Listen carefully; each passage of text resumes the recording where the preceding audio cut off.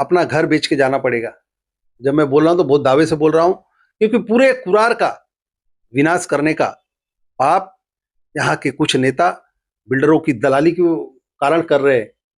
चुनाव के पहले और चुनाव के बाद कि पीटीसी भगाओ, कुरार बचाओ। पीटीसी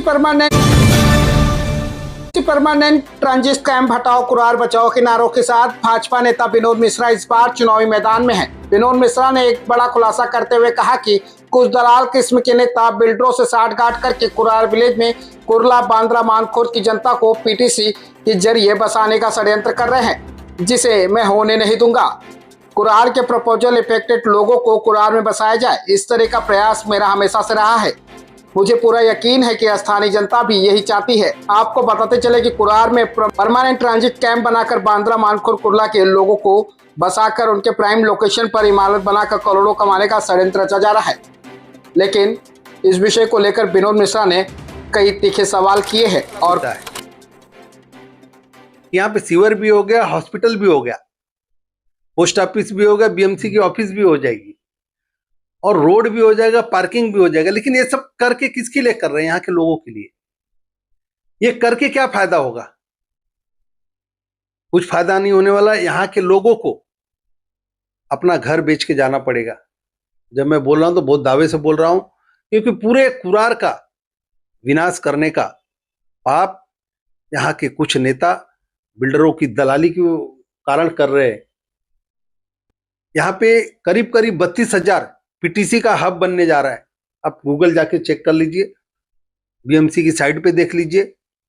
हर बिल्डर के लिए पीटीसी का ये जन्नत है, ये स्वर्ग दिंडोसी विधानसभा दिख रही है। हर नेता बिल्डरों की दलाली में लगे हुए हैं। अगर पीटीसी शॉर्ट में अगर समझाऊं तो एक तरह से संक्रमण शिविर बोला जाता है, इंग्लिश में उसको परमानेंट ट्रांजिट कैंप बोला जाता है। अगर एग्जाम्पल में इसको समझाऊं कि समझो अगर बांद्रा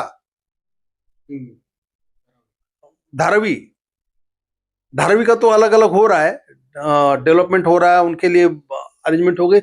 समझिए बांद्रा स्टेशन के सामने, सारे के सामने की जो अगर झुपड़पट्टी को डेवलप करना है, क्योंकि वो लाख रुपए 1.5 लाख रुपए फुट की जमीन है, उसको डेवलप करना तो वहां के 3 महले 4 महले के लोगों को घर देना है।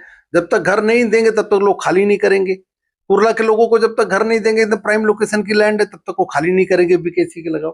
तो उन लोगों को लाके पहले महले से लेकर के लाके यहाँ पे बसाने का पाप यहाँ के नेता कर रहे हैं। और यहाँ की जो एफएसआई 20,000 रुपए की रहेगी, वही वहां पे ले जाएंगे तो 1.5 लाख रुपए में मिलेगा, बिल्डर बनाएगा। फायदे के लिए नेता अपनी दलाली के लिए कुरार को नाश कर रहे हैं। आने वाले समय में जो इसका लोड है, इसका इंफ्रास्ट्रक्चर का लोड है, रोड पे आएगा, सीवर लाइन पे आएगा। उस तरह की व्यवस्था सीवर पे नहीं हुई है, रोड पे नहीं हुई है, पार्किंग की नहीं हुई है। लोगों की हालत खराब होगी, क्राइम बढ़ेगा, लोगों को घर बेच के भागना पड़ेगा।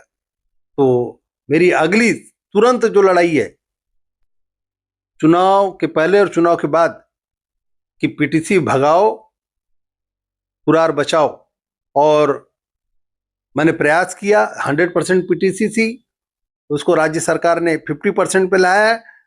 मेरी मांग है सरकार से और कुरार के लोगों से मांग है कि आप साथ दीजिए।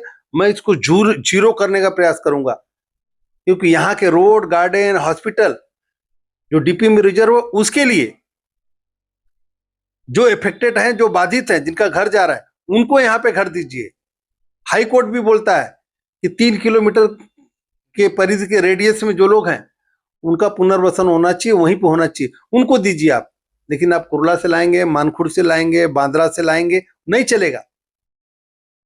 क्योंकि संतोष नगर से लेकर के, पठानवाड़ी से लेके, शिवाजी नगर से लेके, क्रांति नगर, अप्पापाड़ा, कोकनीपाड़ा और या सेल में जो लिया है लोगों ने, ये गांव है, इसको बर्बाद करने का अगर कोई नेता कुछ चंद पैसों के लिए करेगा तो उसको हम लोग एकदम बर्दाश्त नहीं करेंगे।